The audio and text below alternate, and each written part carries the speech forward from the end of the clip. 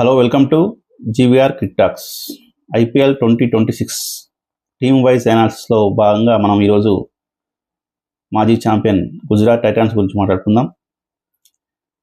ఈ టీం వచ్చేసి most under rated team in IPL history.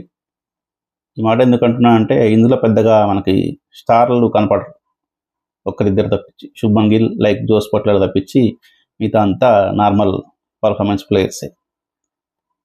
అలాంటిది ఫస్ట్ సీజన్లోనే 2022లో ఫస్ట్ సీజన్లోనే హార్దిక్ పాండ్యా, ఆశిష్ నెహ్రా కాంబోలో కప్ గెలిచారు.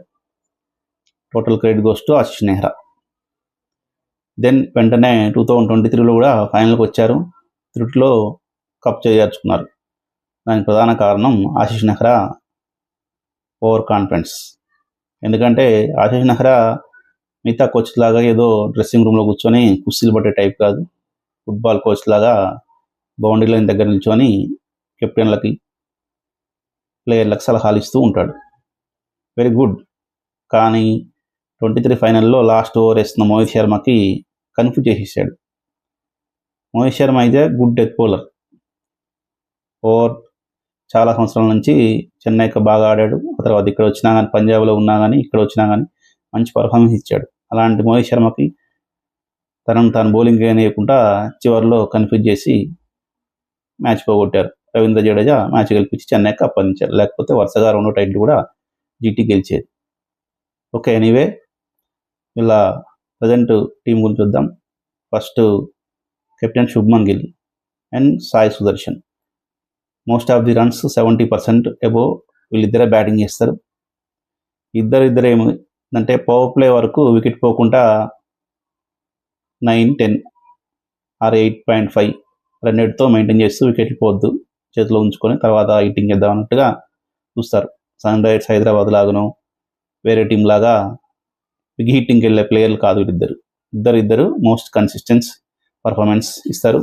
అందుకనే జీటీ మొత్తం depending on top 3, especially Gill and Sai Sudarshan. వీళ్ళు కనుక ఫెయిల్ అయితే తర్వాత బ్యాటింగే ఉండదు, ఇక ఖచ్చితంగా మ్యాచ్ ఓడిపోయినట్టే. శుభ్మన్ గిల్కి ఇది ఐపీఎల్ అనేది చాలా ఇంపార్టెంట్. ఎందుకంటే సరిగ్గా T20 వరల్డ్ కప్కు ముందు జట్టులో ప్లేస్ కోల్పోయాడు. వైస్ కెప్టెన్సీ ఇచ్చి అనవసరంగా తప్పు చేసావా అని బీసీసీఐ ఫీల్ అయినట్టుంది. అతను కూడా ప్రెజర్ ఫీల్ అయ్యి వరుసగా ఫెయిల్యూర్స్తో టీంలో ప్లేస్ కోల్పోయాడు. T20 వరల్డ్ కప్ మిస్ కావడం వల్ల అతనిలో కసి ఉంటుంది అని అనుకుంటున్నారు చాలామంది. చూద్దాం ఎంతగా పర్ఫార్మెన్స్ ముఖ్యం కాదు. పర్ఫార్మెన్స్తో పాటు మంచి స్ట్రైక్ రేట్తో, అట్లీస్ట్ 150+ స్ట్రైక్ రేట్తో పరుగులు చేయాల్సిన అవసరం ఉంది ప్రస్తుతం టీంలోకి రావాలంటే T20. ఎందుకంటే T20 ప్రజెంట్ ఇండియా టీంలోకి రావాలంటే ఆల్రెడీ చాలామంది ప్లేయర్లు వెయిట్ చేస్తున్నారు. జైస్వాల్, శ్రేయస్ అయ్యర్, రుతురాజ్ గైక్వాడ్, గిల్ అందరూ top order players. Already Abhishek, Ishan, Sanju ఉన్నారు కాబట్టి వాళ్ళని దాటుకొని వెళ్ళాలంటే చాలా కష్టపడాలి శుభ్మన్ గిల్. అటు కెప్టెన్సీతో పాటు పరుగులు చేస్తూ మంచి స్ట్రైక్ రేట్ మెయింటైన్ చేయాలి. ఖచ్చితంగా very important to Shubman Gill. Next Sai Sudarshan also same like to Shubman Gill. Wonderful player, very class. కానీ ఇతను కూడా స్ట్రైక్ రేట్ అంతంత మాత్రంగానే ఉంటుంది. కాకపోతే ఖచ్చితంగా పరుగులు చేస్తారనే నమ్మకంతో ఉంటుంది టీం. ఈసారి కూడా లాస్ట్ టైం కూడా భారీగా పరుగులు చేశాడు. ఆరెంజ్ క్యాప్ వచ్చింది, కప్పు రాకపోయినా. ఈసారి టీం ఎక్స్పెక్ట్ బాగా చేస్తుంది సాయి సుదర్శన్ నుంచి. ఎందుకంటే నెక్స్ట్ నెంబర్ 3లో జోస్ బట్లర్ ఫామ్లో లేడు. వరల్డ్ కప్లో తెలిసి యావరేజ్ 10 కూడా ఉందో లేదో. ఇంగ్లాండ్ తరఫున దారుణమైన వరల్డ్ కప్. మోస్ట్లీ T20 నుంచి వైదొలిగే ఛాన్సే ఉంది, ఇంటర్నేషనల్ T20 నుంచి. మరి బట్లర్ని ఆడిపిస్తారా, టామ్ బాంటని ఆడిపిస్తారా, టీమ్ మేనేజ్మెంట్ డిసిజన్ తీసుకుంటుంది. జోస్ బట్లర్ని అంత స్టార్ ప్లేయర్ని పక్కన పెట్టి టామ్ బాంటకి ఇస్తారని ఎక్స్పెక్ట్ అయితే చేయలేం. ఫస్ట్ 3-4 మ్యాచెస్ అయితే ఖచ్చితంగా బట్లరే ఆడతాడు. తనకు కనుక కొంచెం కాన్ఫిడెన్స్ ఇచ్చి మళ్ళీ ఫామ్ అందుకుంటే ఇట్స్ కంటిన్యూ. నెంబర్ 4లో గ్లెన్ ఫిలిప్స్. ఎందుకంటే రీసెంట్ ఆఫ్ టైమ్స్ వరల్డ్ కప్లో మంచి పర్ఫార్మెన్స్ చేశాడు. అంతకుముందు ఇండియాతో జరిగిన సిరీస్లో కూడా ఈజ్ ఏ గుడ్ పర్ఫార్మ్. కాబట్టి గ్లెన్ ఫిలిప్సే ఉంటాడు. మంచి ఫీల్డర్, కెమెరాకి ఎక్కడ కనపడ్డా ఫిలిప్స్ మాత్రం కనిపిస్తాడు ఫీల్డింగ్లో, గ్రౌండ్లో. అద్భుతమైన క్యాచ్లు పడతాడు, అవసరమైతే పవర్ఫుల్ బౌలింగ్ చేయగలుగుతాడు, మిడిల్ ఓవర్లో కూడా బౌలింగ్ చేయగలుగుతాడు, మంచి ఆల్రౌండ్ పర్ఫార్మెన్స్ ఇవ్వగలుగుతాడు. నెంబర్ 5లో వాషింగ్టన్ సుందర్. వాషింగ్టన్ సుందర్ యాక్చువల్గా బౌలింగ్ ఆల్రౌండర్, కానీ జీటీకి వచ్చాక అసలు బౌలింగే ఇవ్వట్లేదు. స్పెషలిస్ట్ బ్యాట్స్మెన్గా ట్రీట్ చేస్తున్నారు. That's not correct also. ఎందుకంటే Washington Sundar better bowler in power play. ఖచ్చితంగా పవర్ ప్లేలో కంటిన్యూషన్గా 4 ఓవర్లు వేయగల కెపాసిటీ ఉన్న బౌలర్. తర్వాత ఎక్కడో మధ్యలో వేస్తే కొడతారు అతను బౌలింగ్లో. పవర్ ప్లేలో ఖచ్చితంగా మంచి బౌలింగ్ పర్ఫార్మెన్స్ ఇవ్వగల కెపాసిటీ ఉన్న బౌలరు వాషింగ్టన్ సుందర్. ముందు బౌలింగ్ వాడుకొని తర్వాత బ్యాటింగ్ చేయించాలి. కానీ ఆశిష్ నెహ్రా ఏం చేస్తుందంటే బ్యాటింగ్ ఇచ్చి బౌలింగ్ తక్కువ ఇస్తున్నాడు. అసలు బౌలింగే వేయించాడు ఒక్కొక్కసారి. ఇంకా వాషింగ్టన్ సుందర్ని మించిన బ్యాట్స్మెన్ లేరా? ఉన్నారు కదా. బౌలర్ని బౌలింగ్ చేయకుండా బ్యాటింగ్ అంటే దాని అంత వేస్టింగ్ లేదు. చూద్దాం ఈసారి ఏం చేస్తారు. ఇంకా టాప్ 4 ఇస్తారో, 1 డౌన్ చేస్తారో, నెహ్రా ఏం ఆలోచిస్తుందో చూద్దాం. 10 షారుఖ్ ఖాన్, ఆ తర్వాత రాహుల్ తివాటియా. వీళ్ళిద్దరూ డొమెస్టిక్లో అయితే ఎక్కడా కనిపించట్లేదు. మరి వాళ్ళిద్దరిని టీంలో అట్నే కొనసాగించారు. మంచి ఫినిషర్సే, కానీ ఎంతవరకు ఫామ్ ఉంది, ఎంతవరకు వీళ్ళు రితంలో ఉన్నారు అనేది ఇంకా టోర్నమెంట్ సాగే కొద్ది తెలుస్తుంది. Next Rashid Khan also poor form in T20 world cup. ఫాస్ట్ ఆఫ్ చాలా నెలల నుంచి కూడా తన పర్ఫార్మెన్స్ పడిపోతూ ఉంది. తన ప్రైమ్ ఫామ్ను కోల్పోయాడని నాకు అనిపిస్తుంది రషీద్ ఖాన్. ఒకప్పుడు రషీద్ ఖాన్ అంటే సపరేట్గా 4 ఓవర్స్ పక్క పెట్టినట్టు ఎకనామికల్గా, లైక్ బుమ్రా. రషీద్ ఖాన్ బౌలింగ్ వస్తే అమ్మో జాగ్రత్తగా ఆడుకుంటే చాలని అపోజిట్ టీమ్స్ భావించాయి. ఇప్పుడు ఆ ఫీలింగ్ లేదు. లాస్ట్ టైం చూసాం, వైభవ్ సూర్యవంశీ ఉతికారేశాడు రషీద్ ఖాన్.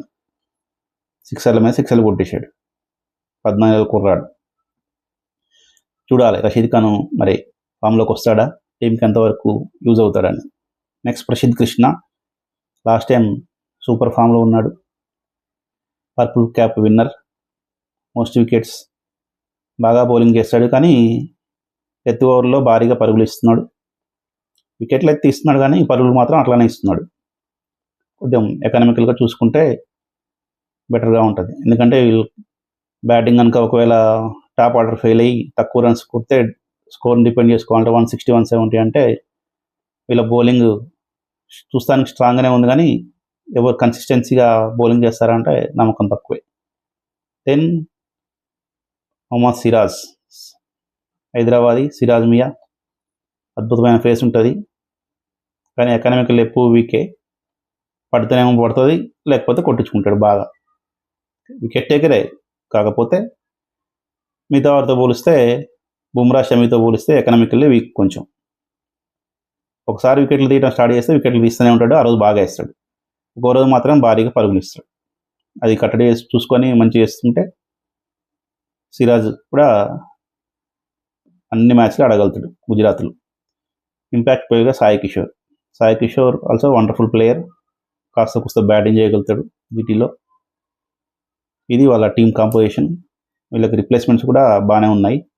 టామ్ బాంటర్ ఉన్నాడు, కావాలంటే స్పిన్నర్ జయంత్ యాదవ్ ఉన్నాడు, left arm fast bowler England నుంచి లూక్ హ్యూడ్ ఉన్నాడు, veteran pace bowler Ishant Sharma ఉన్నాడు, కగిసో రబాడా ఫామ్లో లేడని పక్క పెట్టాం, కానీ తను తీసుకుంటారా?